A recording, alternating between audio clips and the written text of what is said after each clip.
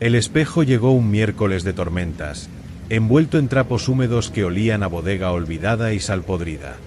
Eduardo, mi antiguo compañero de universidad en Zaragoza, apareció en mi puerta bajo un aguacero que convertía las calles del barrio en ríos turbios. Parecía 10 años más viejo, los ojos hundidos, las manos temblorosas cuando me entregó aquel objeto pesado y extrañamente frío, incluso a través del paño.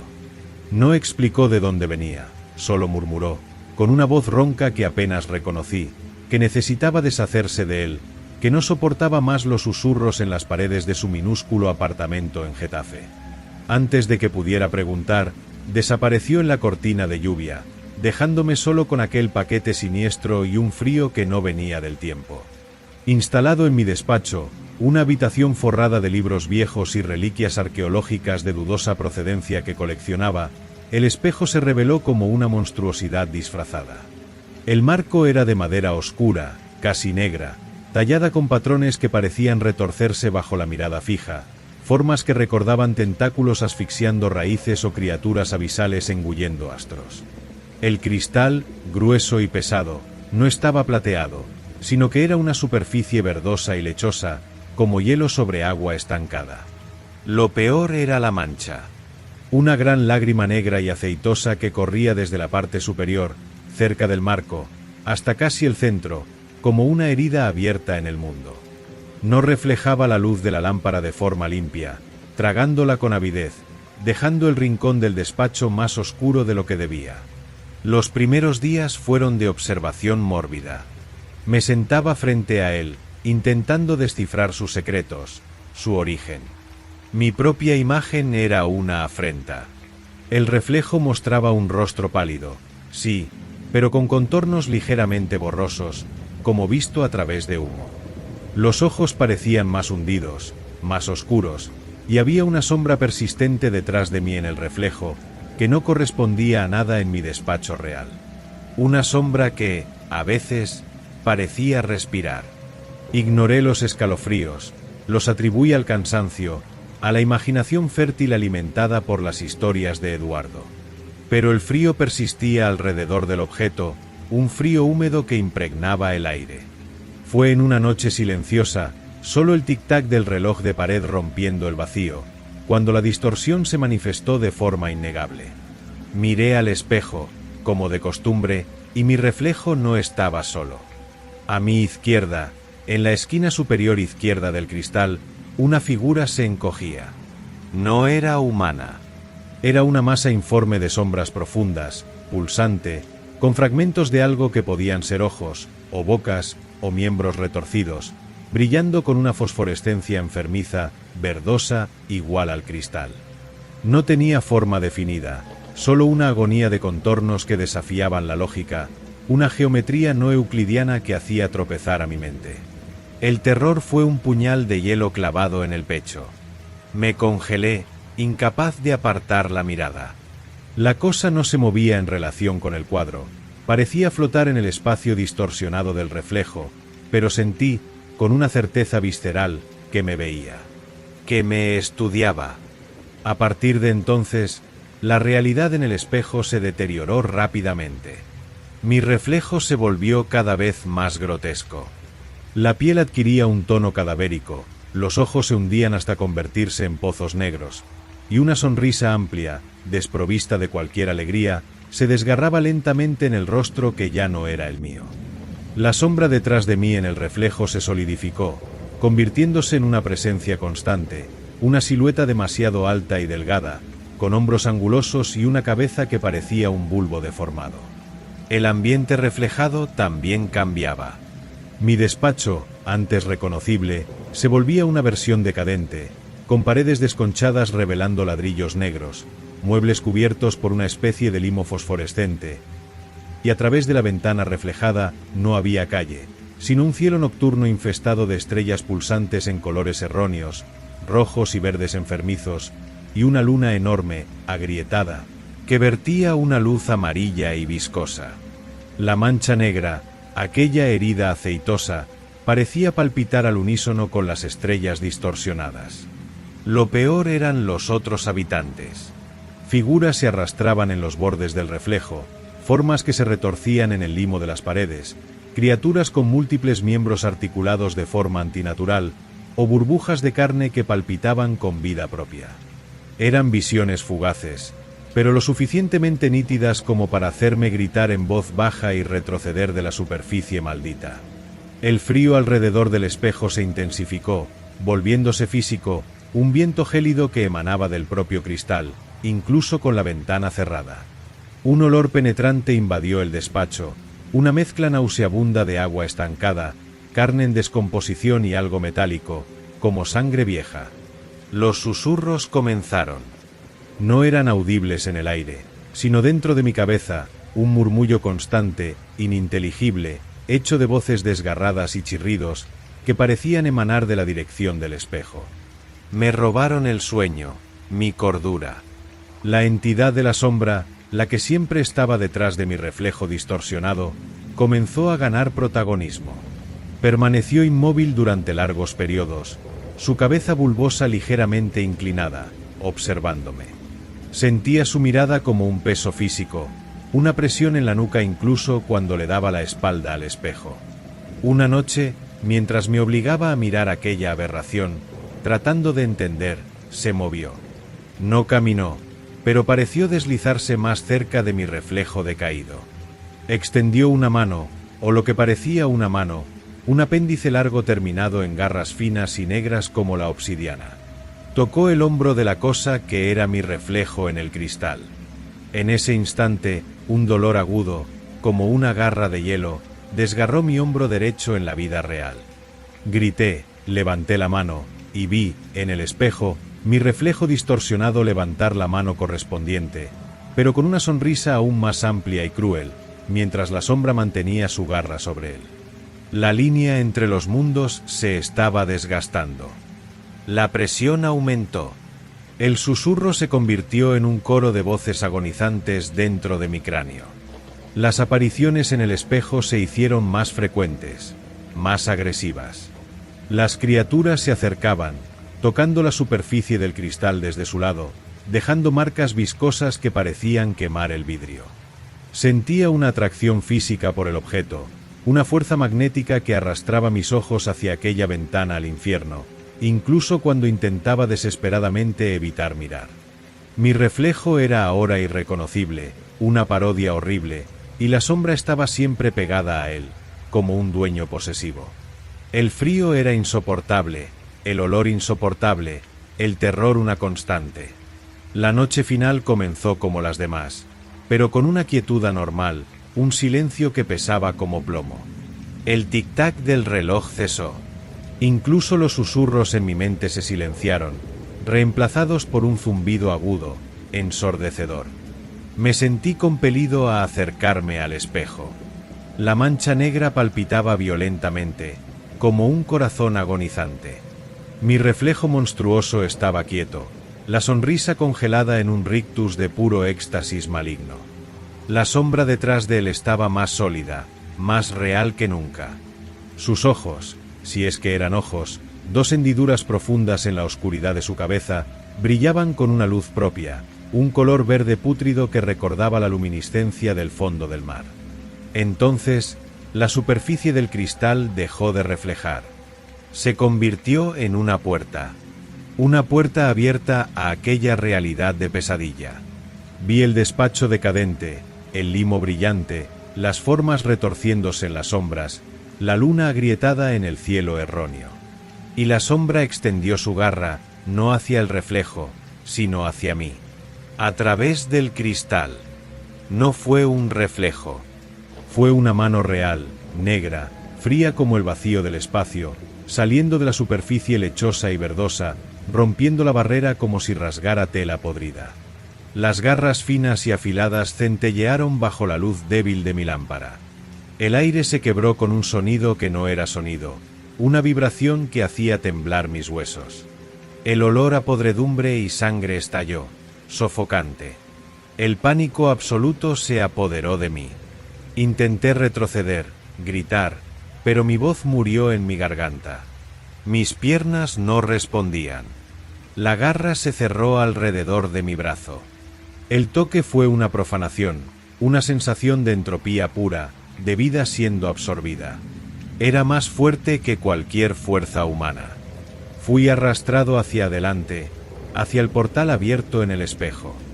Vi, en un último destello de lucidez aterrorizada, a la entidad sombría emergiendo, fluyendo a través de la abertura como humo negro y espeso, ocupando el espacio de mi despacho.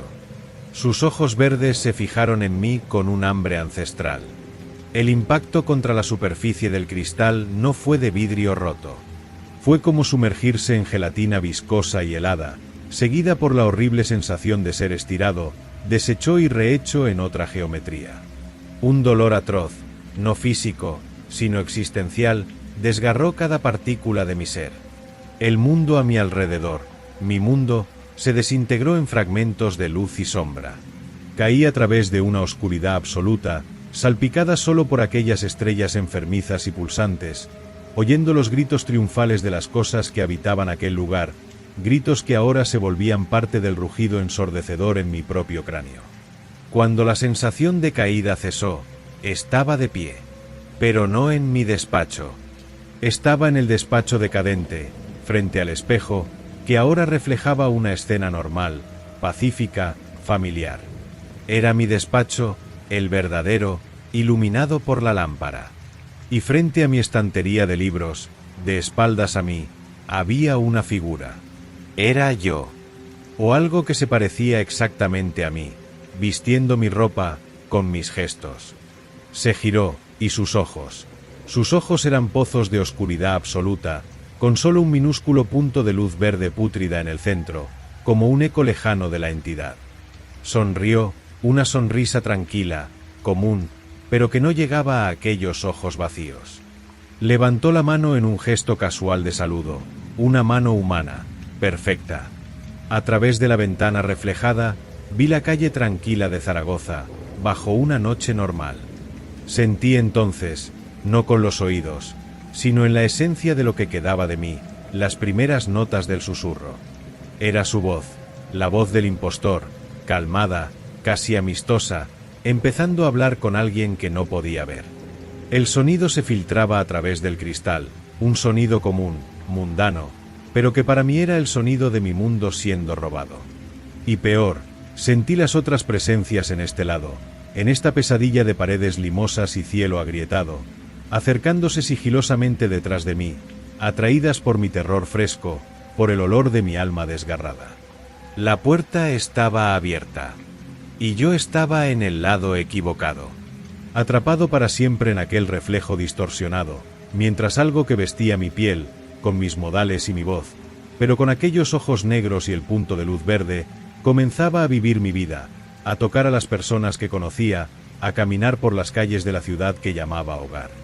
Y el espejo, ahora una ventana común a un infierno disfrazado de normalidad, aguardaba a su próxima víctima curiosa. El susurro de mi impostor se hizo más claro, dirigiéndose a alguien del otro lado, alguien que se acercaba a la puerta del despacho, con una voz que conocía bien. Era la voz de mi hermana, Ana, preguntando si todo estaba bien. Y la cosa con mis ojos negros respondió, con perfecta naturalidad, que sí, que solo estaba admirando el viejo espejo.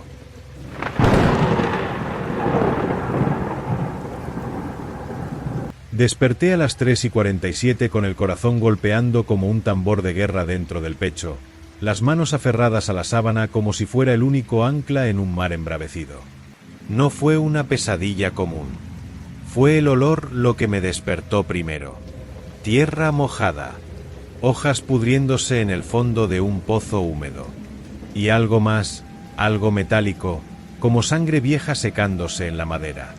Y entonces, como si un interruptor hubiera sido accionado, vi la sombra apoyada en la pared del dormitorio, cerca de la ventana. No era el contorno vago de un árbol meciéndose con el viento afuera. Era una figura alta, demasiado delgada, con una cabeza que parecía desproporcionadamente alargada, inclinada en un ángulo imposible.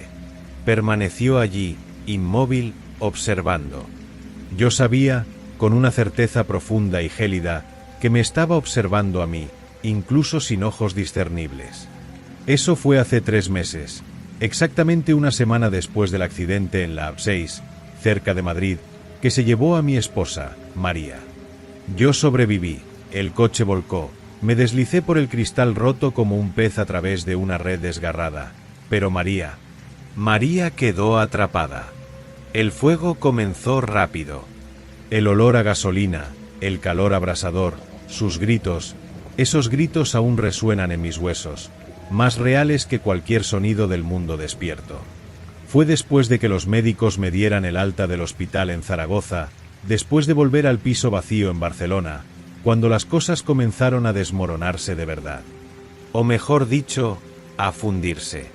Los sueños dejaron de ser sueños.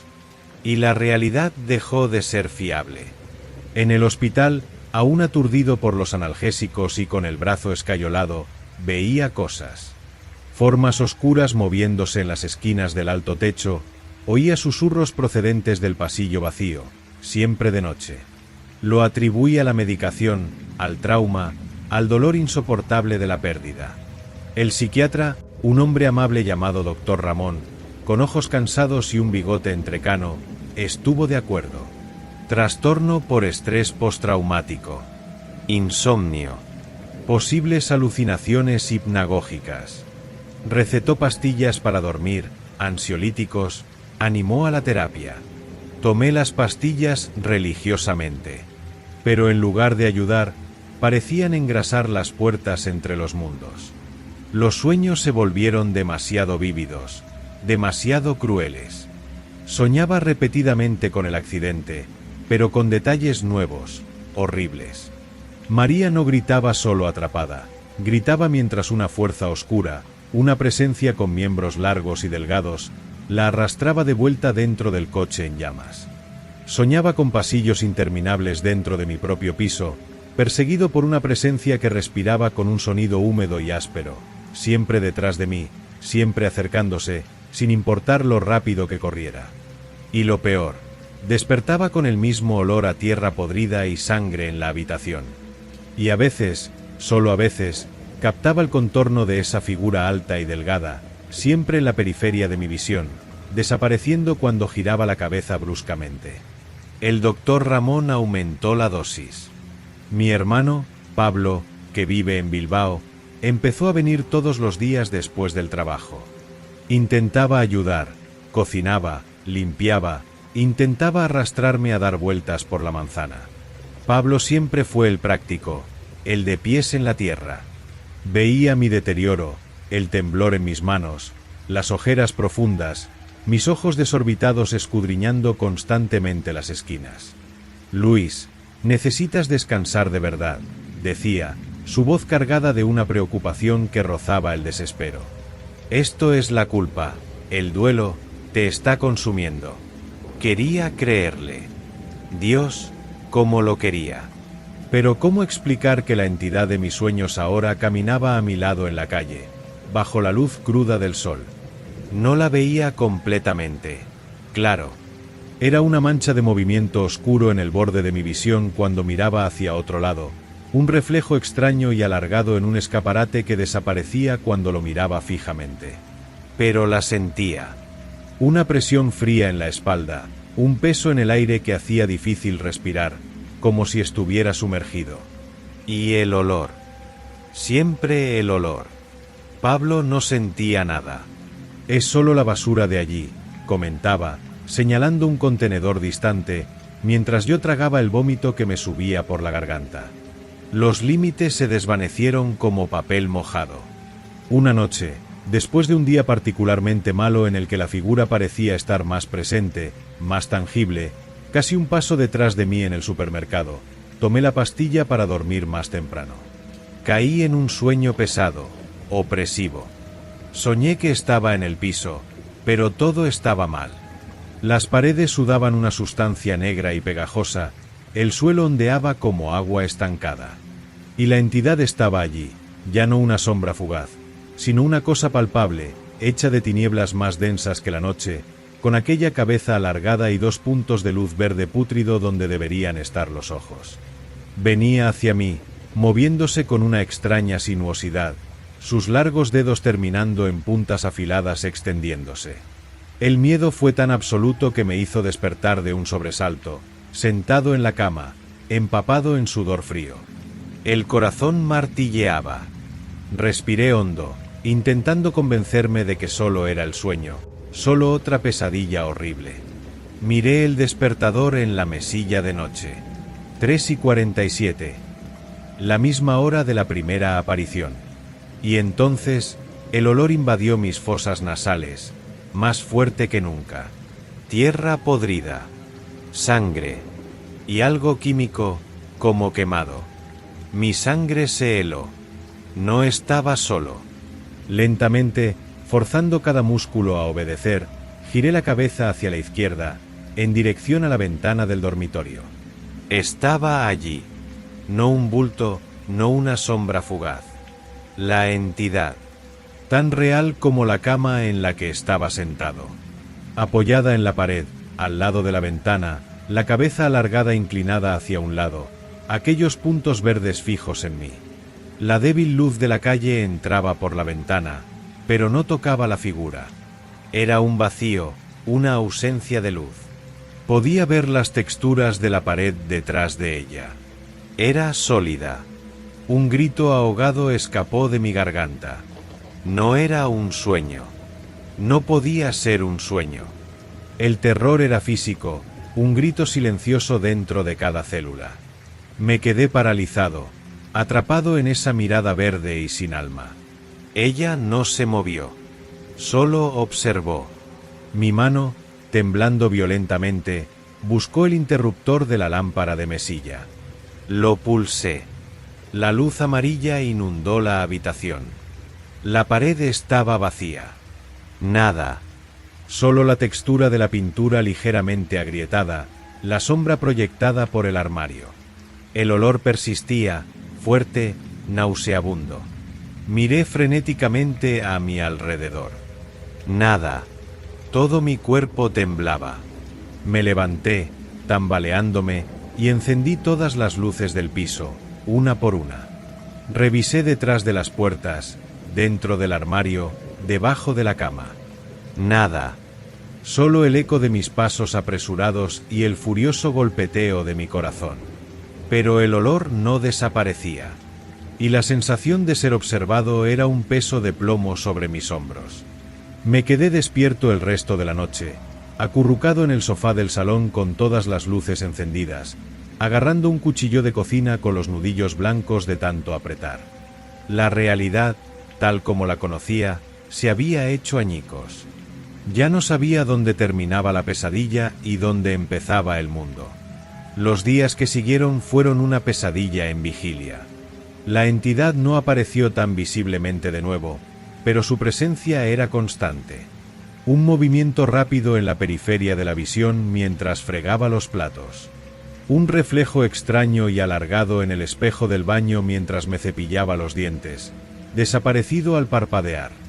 El olor, siempre el olor, apareciendo de la nada, en el ascensor, en la oficina donde intentaba trabajar a distancia, en medio de la calle.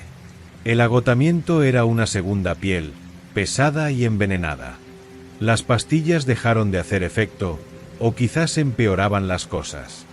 Dejé de tomarlas. El doctor Ramón se preocupó. Pablo se volvió frenético. Luis, pareces un fantasma, dijo, su voz ronca. Necesitas ayuda. Hospitalización, tal vez. Esto no es normal. Sabía que tenía razón, pero el miedo era mayor. Miedo a lo que harían conmigo. Miedo a que, encerrado en algún lugar, la entidad pudiera alcanzarme más fácilmente. Y miedo a lo que pudiera hacer si no estaba vigilante. El insomnio se volvió absoluto. El miedo a dormir, a sumergirme de nuevo en ese reino donde la entidad era innegablemente real y poderosa, pesaba más que cualquier agotamiento. Cuando el sueño finalmente me vencía, era solo para caer en breves pesadillas fragmentadas, despertando a gritos minutos después, empapado en sudor frío, el corazón amenazando con estallar. Empecé a evitar los espejos. Mi propio reflejo me aterraba, ojos hundidos y desquiciados, piel pálida y pegajosa, la expresión de un hombre al borde del abismo. La entidad parecía alimentarse de mi miedo, de mi confusión. La sensación de persecución se intensificó. No solo la figura, sino sonidos. Pasos arrastrados en el pasillo del piso cuando sabía que estaba solo. Golpes suaves en las paredes que venían de ninguna parte. Un susurro bajo, ininteligible, como hojas secas arrastrándose sobre hormigón, que parecía venir del interior de mis propios oídos. El mundo real parecía descolorido, sin color, sin olor propio, solo un telón de fondo para mi agonía privada. La línea entre estar despierto y soñar desapareció por completo. Todo era una vigilia aterradora, un estado de alerta constante donde el enemigo podía atacar desde cualquier dimensión. La gota que colmó el vaso fue el reloj. O más bien, su ausencia. Tras una noche particularmente horrible, soñando que la entidad estaba sentada en mi cama, sus dedos huesudos tocando mi rostro con una frialdad de tumba, desperté al amanecer, exhausto hasta la médula. Fui a la cocina a hacer café, mis movimientos lentos y mecánicos. Pasé junto a la mesilla de noche. Algo andaba mal. Me detuve. Miré. El despertador digital, aquel que siempre marcaba las 3:47 durante mis crisis, estaba apagado. La pantalla estaba completamente negra. No estaba desenchufado. Estaba destrozado. La carcasa de plástico estaba agrietada como si una mano enorme la hubiera aplastado, los botones hechos añicos, la pantalla rota por dentro, manchada de algo oscuro y seco que parecía sangre vieja. Pero no había sangre en la mesilla de noche. Ningún signo de lucha. Ningún signo de nada. Solo ese reloj destrozado, como una advertencia silenciosa y brutal. Fue entonces cuando vi las marcas en el suelo de madera, cerca de la ventana del dormitorio. No eran huellas claras. Eran manchas oscuras, como de algo húmedo y sucio que había sido arrastrado.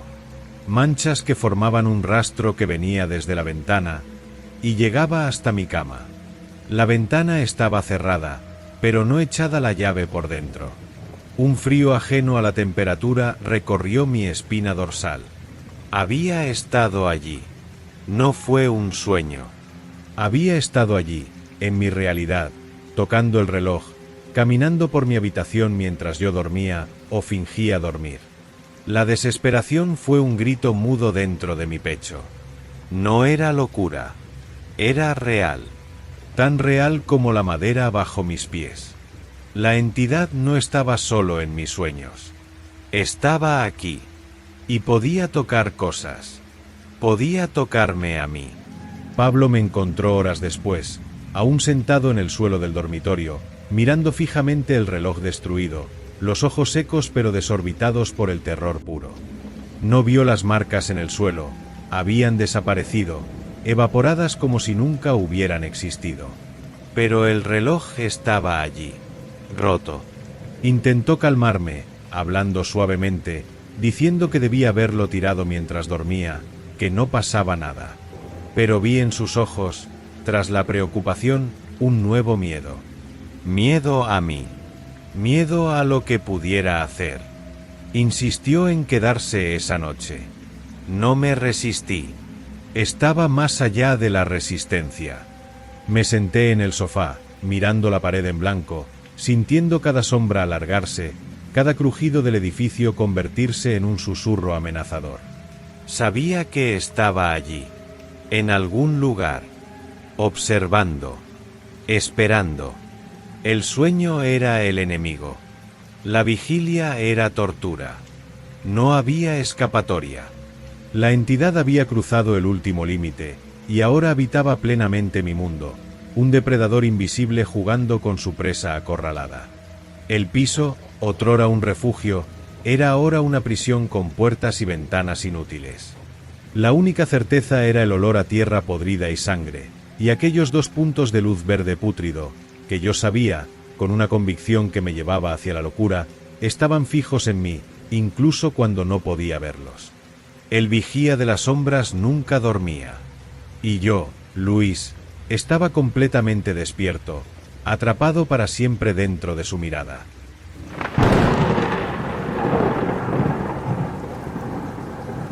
El agua del lago Sombra, cerca de Cangas de Onís en Asturias, nunca pareció natural. Incluso bajo el sol abrasador de agosto, mantenía una opacidad aceitosa, un verde negro tan profundo que tragaba la luz, reflejando solo fragmentos distorsionados del cielo y el denso bosque atlántico que lo engullía por todos lados. Era esa agua extraña, esa quietud demasiado pesada para ser paz, lo que me llevó a aceptar la invitación de Carlos para acampar en aquella playa aislada, conocida solo por pescadores locales y locos.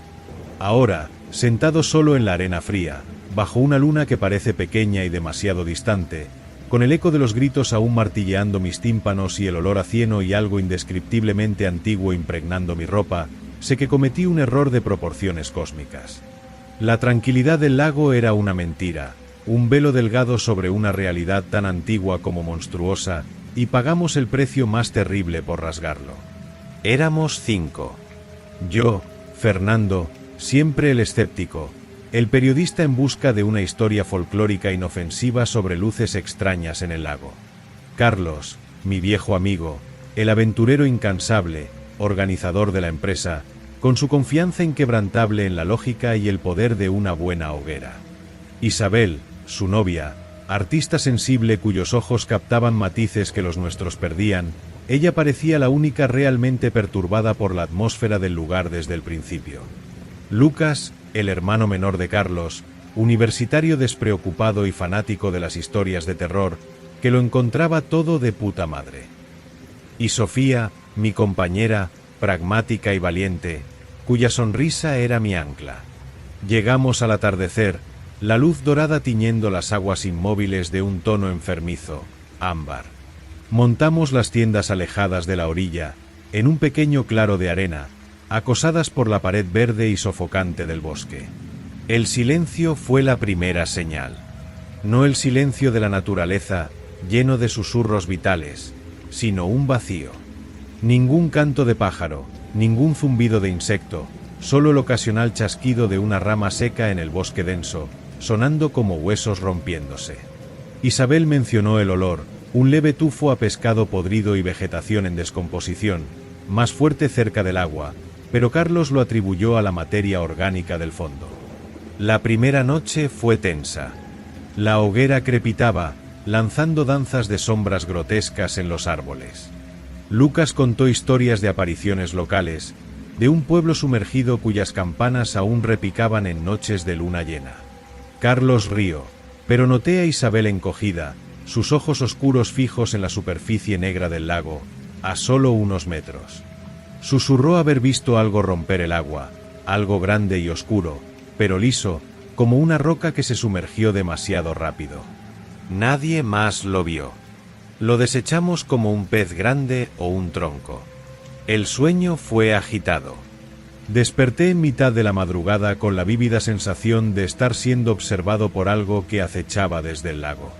Una presión en el pecho, un frío que no venía del aire. Miré por la abertura de la tienda. La luna, pálida y pequeña, pintaba un camino de luz trémula en el agua inmóvil. Nada se movía. Pero el silencio era ahora activo, intensamente vigilante, como si la noche misma contuviera la respiración. El día siguiente trajo una falsa sensación de normalidad. El sol alto disipó un poco la niebla baja que flotaba sobre el lago, pero no logró penetrar sus profundidades verde oscuras. Decidimos explorar en bote una vieja barca de remos que Carlos había traído. El agua estaba fría de un modo antinatural, incluso bajo el sol. Remamos, el sonido de los remos golpeando el agua sonando obscenamente alto en aquel silencio opresivo. Fue entonces, en el centro del lago, donde el agua era más oscura, casi negra, cuando Sofía señaló. Burbujas subían a la superficie, grandes, lentas, como si algo inmenso estuviera exhalando allá abajo. Después, formas. Formas vagas, indistintas, moviéndose en las profundidades, muy por debajo. No eran peces. Eran demasiado grandes, y se desplazaban con una lentitud deliberada, sinuosa. Una sensación de pavor primordial, un miedo que no venía de la razón sino de algún instinto profundo y adormecido, me atenazó. Carlos intentó reír, llamando los siluros gigantes, pero su voz sonó falsa, ronca. Isabel palideció, sus dedos aferrándose al borde del bote con fuerza. Fue cuando Lucas, inclinado demasiado sobre la borda, casi hipnotizado por las formas de abajo, gritó.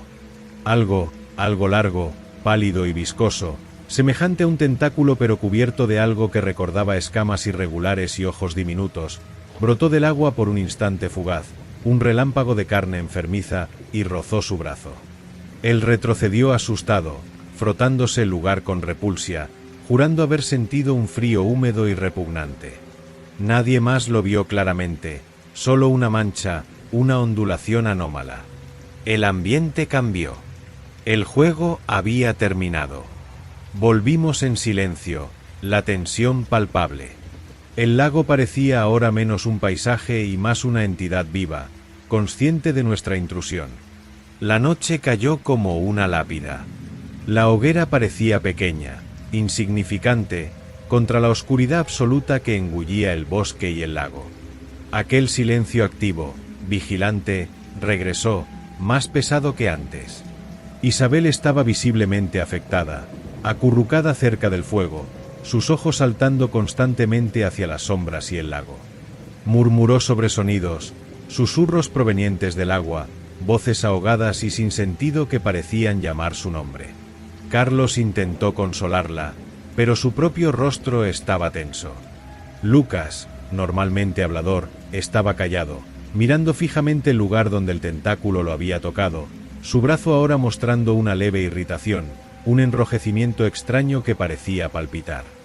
Fue durante la vigilia cuando el terror se materializó. Acordamos turnos. Sofía y yo estábamos despiertos, sentados cerca del fuego que luchaba contra la humedad fría.